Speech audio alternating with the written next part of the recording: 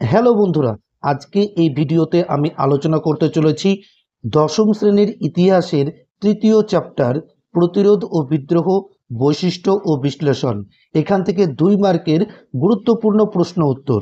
প্রথম প্রশ্ন দেখো, বিদ্রোহ ও বিপ্লবের মধ্যে পার্থক্য কি? বিদ্রোহ বলতে বোঝায় প্রচলিত কোনো ব্যবস্থার বিরুদ্ধে একক বা সমষ্টিগতভাবে প্রতিবাদ জানানো বা বিরোধিতা করা, যেমন রংপুর বিদ্রোহ, পাবনার কৃষক বিদ্রোহ, নীল বিদ্রোহ প্রভৃতি। আর বিপ্লব বলতে বোঝায় প্রচলিত ব্যবস্থায় দ্রুত, আমূল ও স্থায়ী তথা কার্যকরী পরিবর্তন।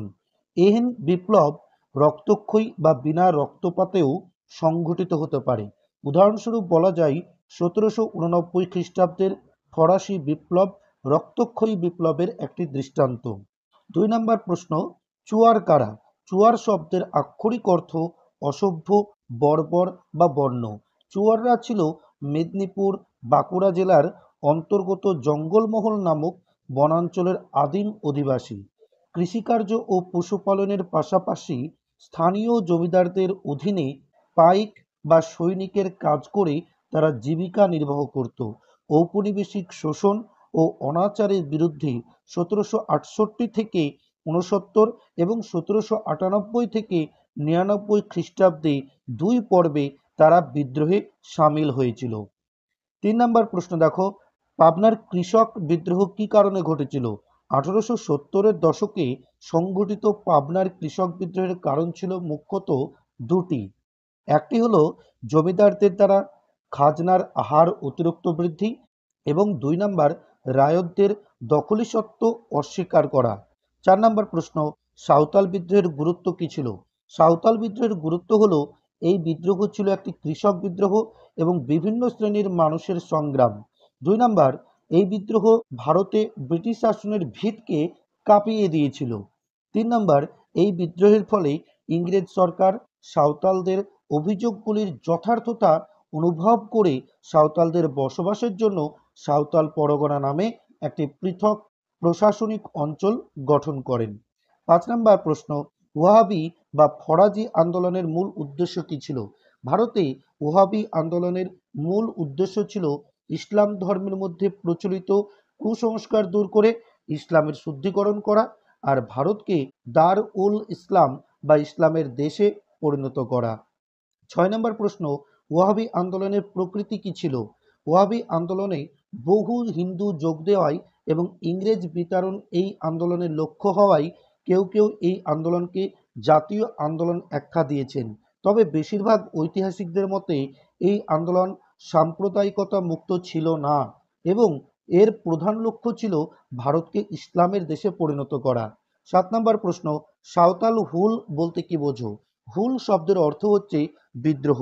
1855 থেকে 56 খ্রিস্টাব্দে জমিদারি শোষণ, অত্যাচার, মহাজনী, সততা, রেল ঠিকাদারদের অসামাজিক ক্রিয়াকলাপ প্রভৃতির বিরুদ্ধে সাঁওতালরা যে বিদ্রোহে সামিল হয়েছিল তা সাঁওতাল হুল নামে পরিচিত। সিধু কানু চাঁদ ভৈরব প্রমুখ সাঁওতাল হুল এর নেতৃত্ব দেন। 8 নম্বর প্রশ্ন, নীল বিদ্রোহে হরিশ্চন্দ্র মুখোপাধ্যায়ের ভূমিকা কিরূপ ছিল? হিন্দু প্যাট্রিয়ট পত্রিকার সম্পাদক হরিশ্চন্দ্র মুখোপাধ্যায় তার পত্রিকায় একদিকে নীলকর সাহেবদের অত্যাচারের বিরুদ্ধে সরব হয়েছিলেন এবং অন্যদিকে নীলকর বিরোধী জনমত গঠনে প্রয়াসী হয়েছিলেন।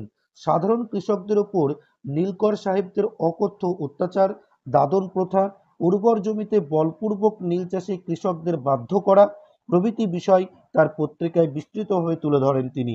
তিনি তার পত্রিকার মাধ্যমে নীলকর সাহেবদের অত্যাচারের বিরুদ্ধে শিক্ষিত মধ্যবিত্ত শ্রেণীকে সংগঠিত করেন। 9 নম্বর প্রশ্ন, নীল বিদ্রোহে খ্রিস্টান মিশনারিদের কিরূপ ভূমিকা ছিল? জে জে লিংকে, ফ্রেডারিক সুর, বামউইচ প্রমুখ খ্রিস্টান মিশনারিগণ সর্বপ্রথম নীলকরদের কার্যকলাপের প্রকাশ্য সমালোচনা করে শিক্ষিত সমাজকে জাগরিত করেছিলেন। আলেকজান্ডার ডাফ প্রমুখ মিশনারিদের সমর্থনে এগিয়ে আসেন।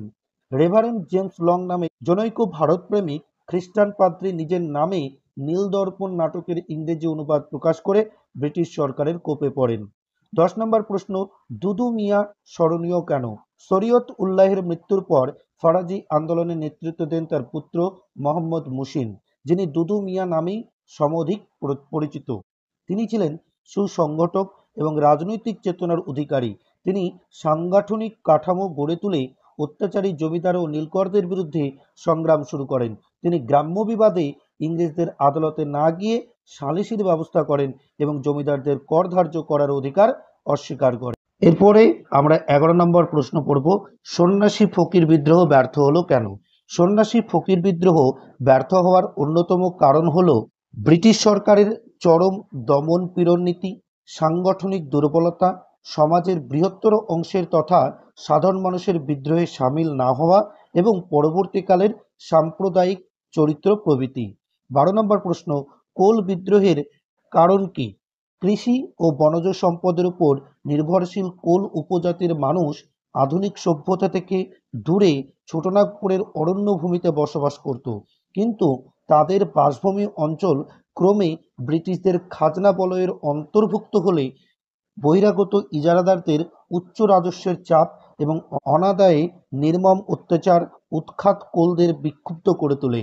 সেই সঙ্গে কোম্পানির অরণ্য আইন কোলদের চিরাচরিত অরণ্যের অধিকার কেড়ে নেয়। জীবন জীবিকায় এই আঘাত কোলদের বিদ্রোহী করে তোলে। 13 নম্বর প্রশ্ন, বিপ্লব বলতে কি বোঝায়? বিপ্লব বলতে প্রচলিত ব্যবস্থার দ্রুত আমূল ও স্থায়ী তথা কার্যকরী পরিবর্তন। এহেন বিপ্লবী রক্তক্ষয়ী বা বিনা রক্তপাতেও সংগঠিত হতে পারে। উদাহরণস্বরূপ বলা যায় 1789 খ্রিস্টাব্দের ফরাসি বিপ্লব রক্তক্ষয়ী বিপ্লবের একটি দৃষ্টান্ত। অন্যদিকে অষ্টাদশ শতকের দ্বিতীয়ার্ধে ইংল্যান্ডে সংগঠিত শিল্প বিপ্লব রক্তপাতহীন বিপ্লবের একটি দৃষ্টান্ত। 14 নম্বর প্রশ্ন, দক্ষিণ পশ্চিম সীমান্ত এজেন্সি কেন গড়ে তোলা হয়েছিল?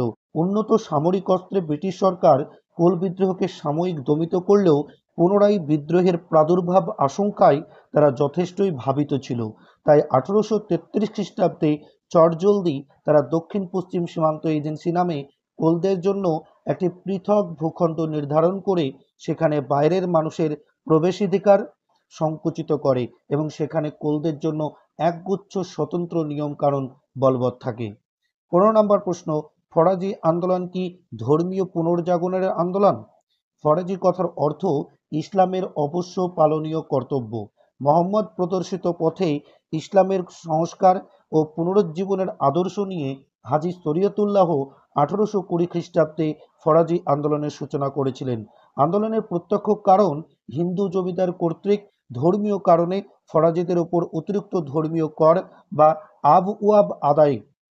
ফরাজিদের শক্তির উৎস ছিল ধর্মীয় ঐক্য, কিন্তু অবধারিতভাবে এটি একটি কৃষক অভ্যুত্থান। এবার আমরা 16 নম্বর প্রশ্ন নিয়ে আলোচনা করব। দেখো, নীলকররা নীল চাষীদের উপর কিভাবে অত্যাচার করত তার সংক্ষেপে আলোচনা করো। 1859 থেকে 60 খ্রিস্টাব্দে নীলকর সাহেবদের সীমাতীত অত্যাচার ও শোষণের প্রতিবাদে কৃষকরা তাদের বিরুদ্ধে বিদ্রোহ ঘোষণা করে। নীলকররা নীল চাষীদের নানাভাবে অত্যাচার করত।